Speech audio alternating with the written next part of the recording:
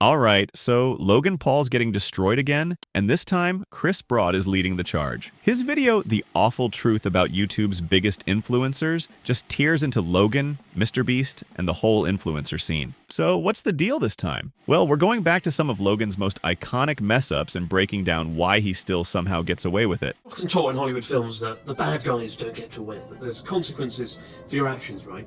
But the older you get, the more you realise that simply isn't the case. I've been lucky to do this 12 years now, and in that time I've witnessed YouTube empires rise and fall. And amidst those 12 years, I can pinpoint the worst moment of my whole career without hesitation, the absolute low point of it all. 6 years ago, on a cold winter's morning, a Japanese news crew turned up to my apartment from the biggest morning news show in the country called Nezamashi Terebi.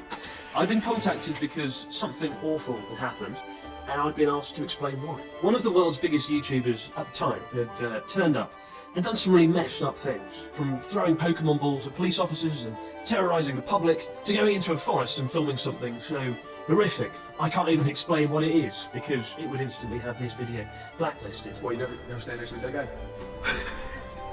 I was really embarrassed to be associated with this in any way, but as a foreign YouTuber in Japan, I was the closest thing the TV show had to the guy in question, right? And I had to sit and explain to several million people why a foreign YouTuber would so brazenly exploit the dead for views.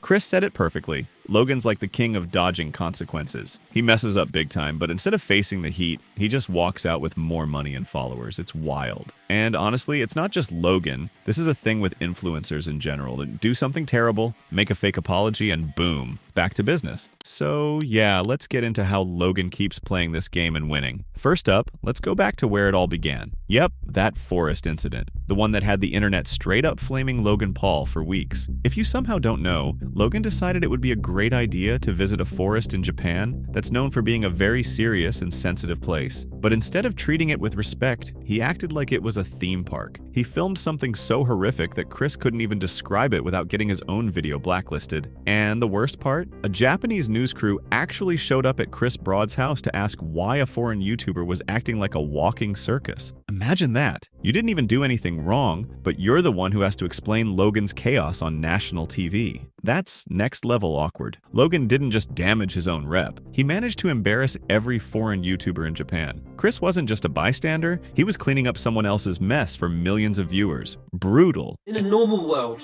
what that guy did would have been a career-ending move. I made a severe and continuous lapse in my judgment.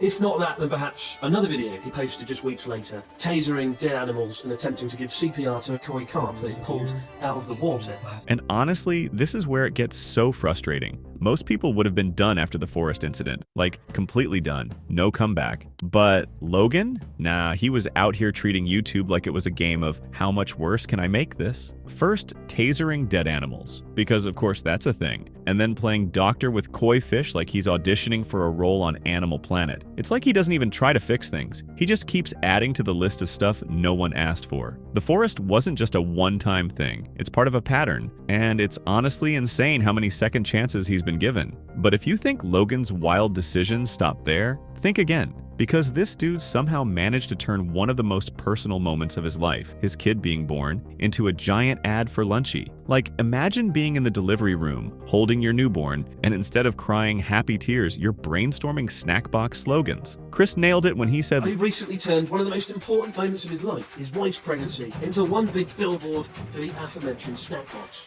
like, dude, why not just slap a QR code on the baby while you're at it? Scan here for 10% off your first box. It's not just tacky, it's dystopian. Imagine being that kid one day, growing up and finding out your birth announcement came with a promo code. That's peak Logan behavior, turning every personal moment into content or cash, no matter how sacred it should be. But here's where things got tricky. MrBeast, YouTube's golden boy, decided to partner with Logan, and while MrBeast usually doesn't go as low as these other influencers, this one has people raising eyebrows. With all that in mind, you can probably imagine my disappointment when MrBeast, the world's biggest YouTuber, partnered with this guy, Logan Paul, and endorsed him to an audience of over 300 million subscribers, many of them kids. Yeah, Chris isn't wrong here. It's a bit of a head-scratcher. MrBeast is the guy on YouTube, the charity king, the island-giving, life-changing dude everyone looks up to. And then, boom, he teams up with Logan Paul? Like, really? Out of all the people? I mean, Prime is making millions, sure, but when MrBeast gives Logan a platform like this, it kind of feels like he's saying, all that shady stuff Logan's done, don't worry about it. And with so many kids watching, that's a pretty questionable move. Maybe he really is a force for good.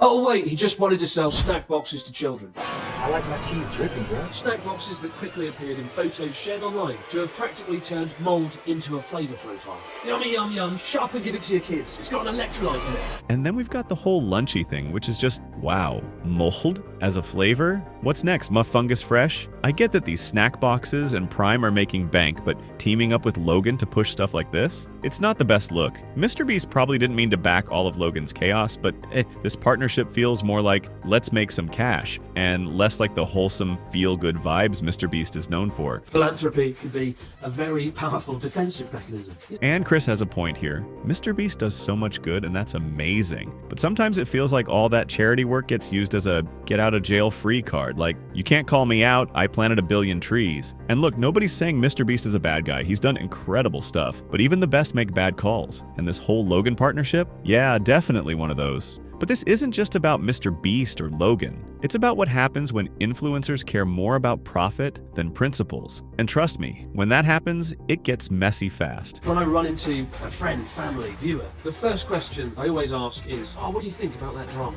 on YouTube? The influencers we see, the drama that unfolds, it all matters because that is how people perceive YouTube. Chris absolutely nailed it. Internet drama isn't just noise. It actually changes how people see the entire platform. Like, when influencers mess up big time and nothing happens to them, it's like telling their fans, especially younger ones, hey, this is totally normal. That's where the real problem starts. If Logan Paul can disrespect an entire country, drop one fake deep apology, and then bounce back with brand deals and millions in his pocket, it sends a terrible message. As long as you're famous, you can do whatever you want.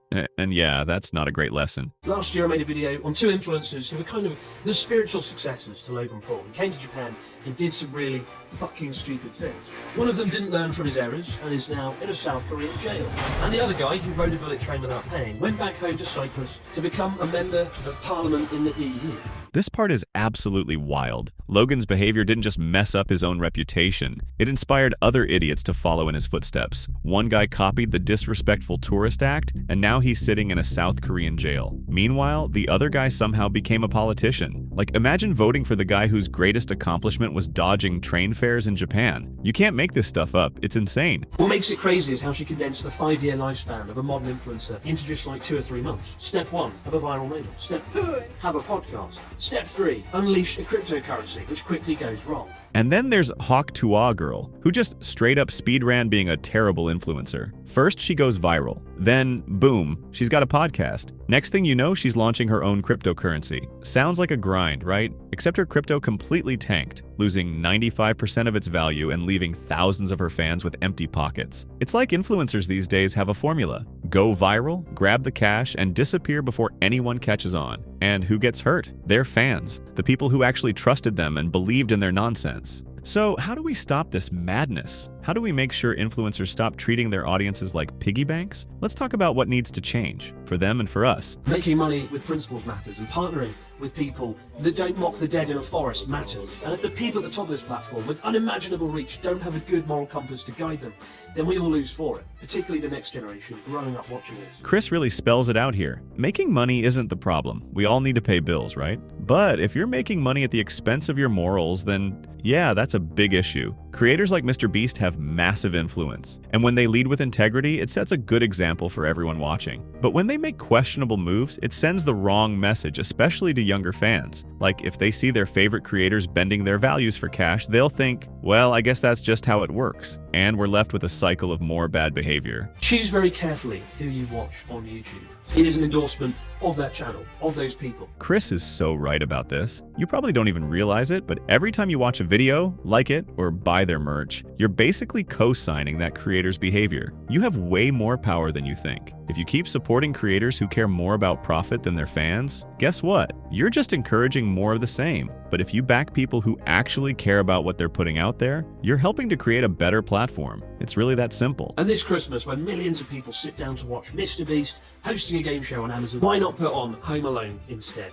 Honestly, Chris has a point. Sometimes it's better to take a break from all the drama and just enjoy something wholesome, like Home Alone. But seriously, this whole thing boils down to choices. Creators choosing to make better decisions, and viewers choosing who they want to support. Logan's lack of accountability, MrBeast's questionable partnerships, they all show how much influence creators have and how much it matters to hold them accountable. Let me know in the comments what you think. Should Logan or MrBeast be held more accountable for their actions? And what do you think we, as viewers, can do to make YouTube a better place? Hit like, subscribe, and hey, choose your role models wisely.